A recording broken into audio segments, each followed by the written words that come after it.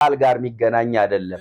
ተጾማ የማታውቅ ቅዳሜ በጾም ምክንያት ስለሻርናት የተሻረች ቅዳሜ ትባላለች። የተሻረችው በጾም አክፍሎቱን የጀመሩት በዚህ አጋጣሚ ጴጥሮስ ያዕቆብና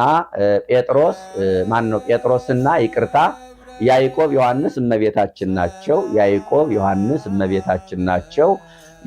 የጌታን ትንሣኤ ሳናይ እህል አንቀምስ ውሃ አንጠጣም ብለው ከዓርብ ጀምሮ ለ3 ቀን ያህል አክፍሎት ቆይተዋል። ያንን ታሳቢ በማድረግ ምዕመናን ከቻሉ 2 ቀን ካልቻሉ ደግሞ ዓርብ ማታ እራት በልተን ቅዳሜ ግዴታ ነው ውዴታ የሌለበት ከታመሙት ከሕፃናት በስተቀር በመስቀሉ ሰላምን አደረገ፣ ትንሣኤውን ገለጠ፣ ጌታችን ተመረመረ፣ ዲያብሎስ ታሰረ እያሉ ለምዕመናን ያድላሉ።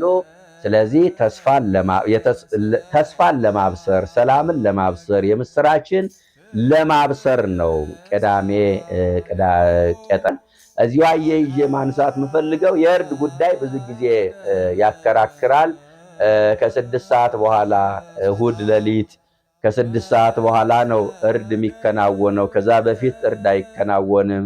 ቅዳሜ ይታረዳል አይታረድም የሚሉ ጥያቄዎች ይነሳሉ። በነገራችን ላይ እንዲያው በጾም ማረድ ለመብላት መጓጓትን ነው የሚያሳየው። መቼም እኛ ለመብላት ምንጓጓበት ብዙ አይነት መገለጫ አለን። አሁን ለምሳሌ ወወልድ ወመንፈስ ቅዱስ አሃዱ አምላክ አሜን።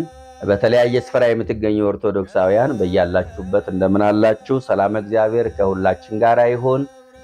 ዛሬ ቀዳም ስዑር የሚለውን እናያለን። እንግዲህ እያንዳንዱን ቀናት እያየን መጠናል። እንደምታስታውሱት ሰኞ ለአጽንዖተ ነገር ለማስታወስ ያህል ወደኋላ ልመልሳችሁ። ሰኞ መርገመ በለስ ይባላል። ዕፀ በለስን የረገመበት ዕለት ነው። ጉዳዩ ከበለስ ጋር አይደለም። ከበለስ አንጻር ኃጢአትና እስራኤላውያን እንዲሁም እስራኤል ዘነፍስ ክርስቲያኖች እኛ መሆናችን በሰፊው ለማየት ሞክረናል። እንዲሁም ጌታችን መድኃኒታችን ኢየሱስ ክርስቶስን ለመግደል አይሁድ ምክር የጀመሩበት ዕለት ነው።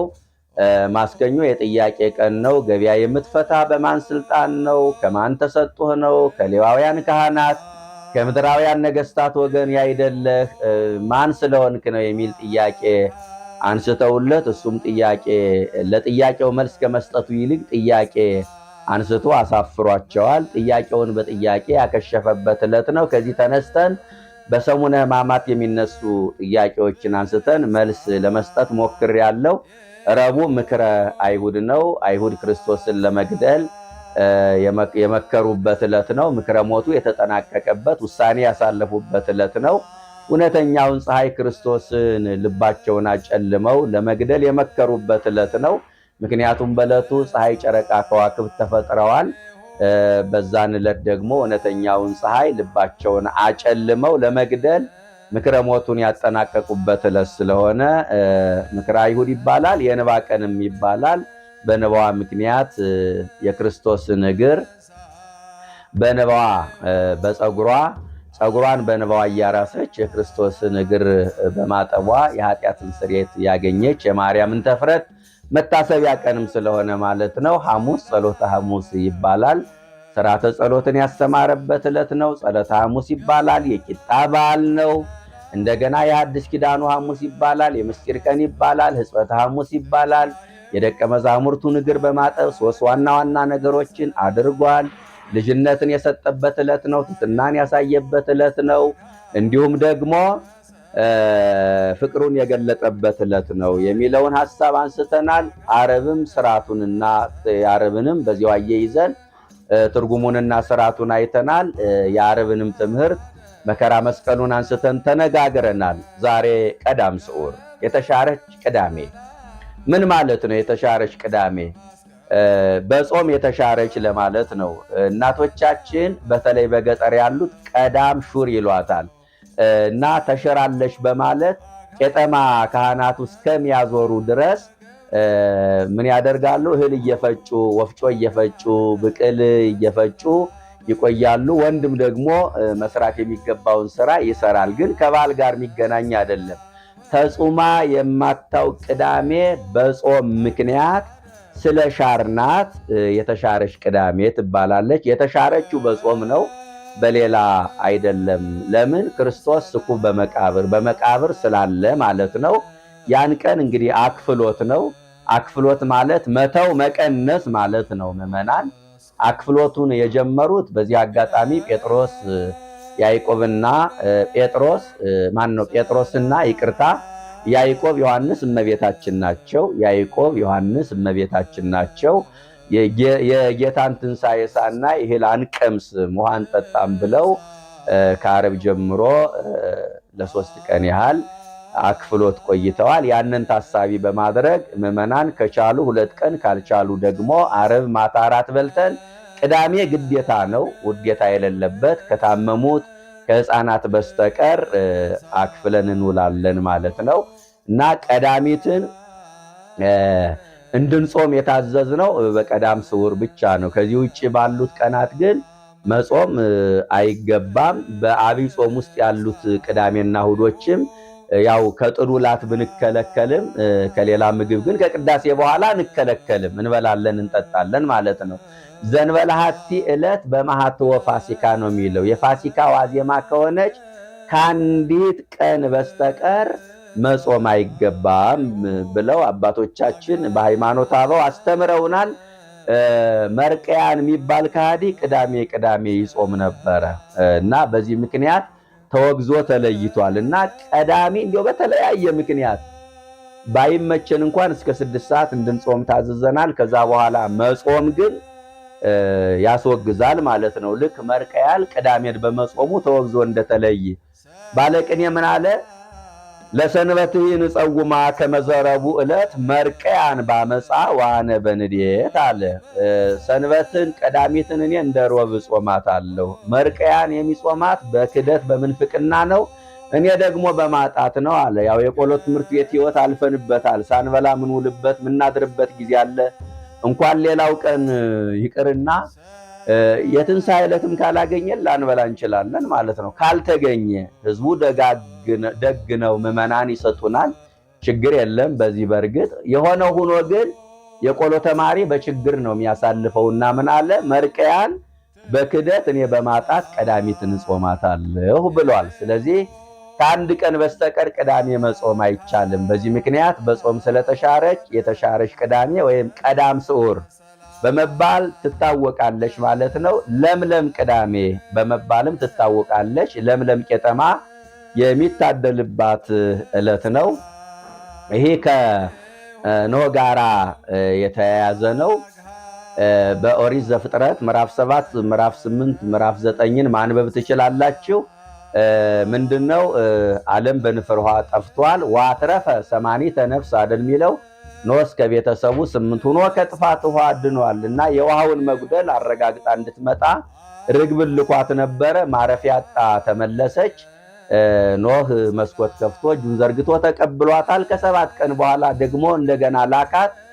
ስትሄድ ውሃው ትንሽ ጎሎ ባህሩ ላይ ቅጠሎች ብቅ ብለው ያንን ባፏ ይዛ ነቅላ ባፏ ይዛ የውሃውን መጉደል ለኖህ አረጋግጣለች ማለት ነውና ሐጸማ የኃጢአት ባህር ጎደለ፣ መርገመ ሥጋ መርገመ ነፍስ ጠፋ፣ ሞት ተወገደ፣ የሰው ልጆች ዳኑ፣ ዲያብሎስ ወልደ እግዚአብሔር ነገሰ፣ ዲያብሎስ ተሻረ፣ ሞተ ሥጋ ሞተ ነፍስ ጠፋ ለማለት ካህናቱ ገብረ ሰላም በመስቀሉ ሰላምን አደረገ፣ ትንሣኤውን ገለጠ፣ ጌታችን ተመረመረ፣ ዲያብሎስ ታሰረ እያሉ ለምዕመናን ያድላሉ። ስለዚህ ተስፋን ለማብሰር ሰላምን ለማብሰር የምስራችን ለማብሰር ነው ቅዳሜ ቄጠማ የሚታደለው ማለት ነው። በክርስቶስ ሞት ተስፋን አግኝተናል፣ ሰላምን አግኝተናል። የምስራች ታውጇል። ሞተ ሥጋ ሞተ ነፍስ ጠፍቷል። መርገመ ሥጋ መርገመ ነፍስ ተወግዷል። ያንን ነው በራሳችን እናስረዋለን። ይህም አክሊለ ሦኩን ለማስታወስ ነው። በዛን ሌሊት ሊቃውንት ማህሌት ቁመው ያድራሉ። ማህሌቱ የሚጀመረው በመኃልየ መኃልይ ዘሰሎሞን ነው። መኃልየ መኃልይ ዘሰሎሞን ቀድሞ ይነበባል፣ ይተረጎማል። ከዛ በኋላ ሊቃውንቱ በጸናጽል በከበሮ ማህሌት ቆመው ያድሩና ልክ ጠዋት ምዕመናን ወደ ቤተክርስቲያን ይመጣሉ፣ ካህናት ያድላሉ። በገጠር አካባቢ ካህናቱ በየሰፈሩ እየሄዱ ተከፋፍለው ሰፈሩን ያድላሉ። ከተማ ግን ምዕመናን ወደ ቤተክርስቲያን መጠው ይታደላሉ ማለት ነው። ለምለም ቅዳሜ የሚባለው ለዚህ ነው። ይህንን ይመስላል እንግዲህ ከቀዳም ስዑር ጋር የተገናኘው አስተምሮ ይህንን ይመስላል። እዚሁ አያይዤ ማንሳት የምፈልገው የእርድ ጉዳይ ብዙ ጊዜ ያከራክራል። ከ6 ሰዓት በኋላ እሁድ ሌሊት ከ6 ሰዓት በኋላ ነው እርድ የሚከናወነው። ከዛ በፊት እርድ አይከናወንም። ቅዳሜ ይታረዳል አይታረድም የሚሉ ጥያቄዎች ይነሳሉ። በነገራችን ላይ እንዲያው በጾም ማረድ ለመብላት መጓጓትን ነው የሚያሳየው። መቼም እኛ ለመብላት ምንጓጓበት ብዙ አይነት መገለጫ አለን። አሁን ለምሳሌ ይቅርታ አድርጉልኝና በጾም ዋዜማ እንኳን አደረሳችሁ የሚል ሰው ብዙ ሰው ይገጥማቸዋል። እኔ ብዙ አይገጥመኝም። ሰው ጾሙን ለመቀበል ምን ያህል እንደሚፈራ ያሳያል። ጾሙ ሲፈታ ግን እንኳን አደረሰሽ ይላል። ለመብላት ምን ያህል እንደምንጓጓ ያሳያል። እውነት ለመናገር ለመብላት ምን ያህል እንደምንጓጓ ያሳያል። በጾም ማረድ ለመብላት መጓጓት ነው። ሲጀመር በሐልዮ እየበላን ነው ማለት ነው። መቼም ኃጢአት የሚሰራው በሶስት መንገድ ነው አይደል? በሐሳብ፣ በመናገር፣ በማድረግ። የዶሮ የበግ ወጥ ሲሸተን በሐሳብ እኮ እየበላን ነው ምዕመናን። እና ምን አስቸኮለን? አንደኛ በጾም ማረድ አይቻልም። በጾም የታረደውንም መብላት አይቻልም። ፍትሐ ነገሥቱ ይናገራል። እና ምን አስቸኮለን?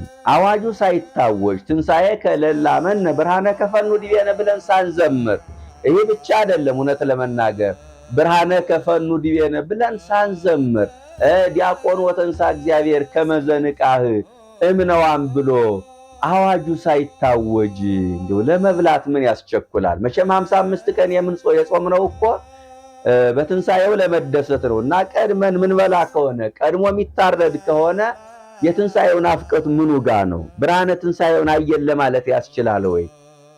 የትንሣኤውን ማጠጣም እንዴት ይቻላል? የዶሮ የምናርደው በግ የምናርደው እኮ በትንሣኤው ለመደሰት ነው። ገና ተነሳ ሳይባል ቀድመን ምናርድ ከሆነ ደስታችን ምኑ ጋ ነው? አንዳንዶቹ ለበዓል ዝግጅት ነው፣ እንዲሁም ደግሞ አስቀድሰው የመጡ ሰዎችን ያከፈሉትን ለማግደፍ ነው፣ ነዳያንን ለማስፈሰክ ነው የሚል ነገር አለ። ጥሩ ነው። ግን አሁን ነዳያንን ለማስፈሰክ አንዳንዴ የእኛን ስሜት በሌሎች ስሜቶች ማንጸባረቅ ተገቢ አይደለም። እንዲያው ሊበሏት የፈለጓትን አሞራ ጅግራ ይሏታል ይባላል። አሁን በድሆች ማሳበቡ ተገቢ አይደለም። ምን ልላችሁ ፈልጌ ነው፣ ድሆችን ማስፈሰክ ይገባል። እንዲያውም ባሉ ውጤታማ ሆነ የሚባለው ከድሆች ጋር ማሳለፍ ሲቻል ነው። አንድ ባሉ መንፈሳዊ ነው ለመባል የሚያበቃው ከድሆች ጋር ማሳለፍ ሲቻል ነው። ምንም ጥያቄ የለውም። ቆሎ ያረረባቸው ምንም ነገር የሌላቸው ጦማቸውን ድፍት ብለው የሚያድሩ ድሆች አሉ። አሁን በተለይ ረሃብተኞች የበዙበት ዘመን ነው። መኖር ያልጀመሩ ሕፃናት በረሃብ ምክንያት እንደ ቅጠል የሚረግፉበት ዘመን ነው። ሕፃናት የእናቶቻቸውን ደረቅ ጡት ጨብጠው የሚያድሩበት ዘመን ነው እና በረሃብ ምክንያት አደባባይ የወጡ መንገድ ላይ የተቀመጡ በየተቋማቱ የተጠለሉ ረሃብተኞች ብዙ ናቸው። ይህ ብቻ አይደለም፣ የሰው ፊት እሳት ሆኖባቸውም ቤት ውስጥ የሚሰቃዩ አሉ። በዓሉን ከነሱ ጋር ማሳለፍ ይገባል። ነገር ግን በነዳያን ሰበብ ጾምን መሻር ደግሞ ተገቢ አይደለም። እውነት ለመናገር እነሱ እኮ እድሜ ዘመናቸውን በችግር ነው የኖሩት፣ በጾም ነው የኖሩት። እንዲያው እስኪነጋ መጠበቅ ለነሱ አይከብዳቸውም። ለምደውታል እኮ አይደለ? ምንም ችግር የለውም። 7 ዓመት የቆየ አይነ ስውር ነገ ዓይንህ ይበራል ቢባል የዛሬቱን ሌሊት እንዴት ሁኜ አድራለሁ አለ ይባላል። እነሱ እንደሆነ እድሜ ልካቸውን ነው እና በእነሱ ስበብ የእኛን ፍላጎት ለማርካት ካልሆነ በስተቀር ተገቢ አይደለም። አዋጅ ሳይታወጅ እርድ አይከናወንም። ይህንን ተግባራዊ ማድረግ ያስፈልጋል። በዓሉን ከድሆች ጋር እንድናሳልፍ መድኃኔዓለም ይፍቀድልን። ብርሃነ ትንሣኤውን ለማየት ያብቃን። በዓሉ የሰላም የደስታ የጤና በዓል እንዲሆንልን ቅዱስና መልካም ፈቃዱ ይሁንልን። ወስብሐት ለእግዚአብሔር።